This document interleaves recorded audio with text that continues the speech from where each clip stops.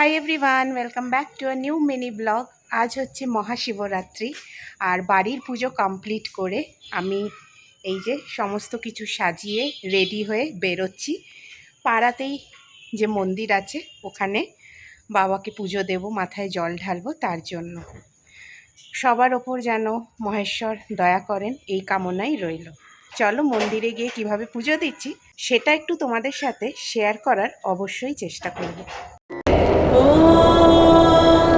भैरवरुद्राय महारुद्राय कालरुद्राय कल्पान्तरुद्राय वीररुद्राय भद्ररुद्राय घोररुद्राय अघोररुद्राय मार्ताण्डरुद्राय अण्डरुद्राय ब्रह्माण्डरुद्राय चण्डरुद्राय प्रचण्डरुद्राय दण्डरुद्राय सूररुद्राय वीररुद्राय भवरुद्राय भीमरुद्राय अतलरुद्राय वितलरुद्राय सुतलरुद्राय महातलरुद्राय रसातलरुद्राय तलातलरुद्राय पातालरुद्राय महारुद्राय कालरुद्राय कल्पान्तरुद्राय वीररुद्राय भद्ररुद्राय घोररुद्राय अघोररुद्राय मार्ताण्डरुद्राय अण्डरुद्राय ब्रह्माण्डरुद्राय चण्डरुद्राय प्रचण्डरुद्राय दण्डरुद्राय सूररुद्राय वीररुद्राय भवरुद्राय भीमरुद्राय अतलरुद्राय वितलरुद्राय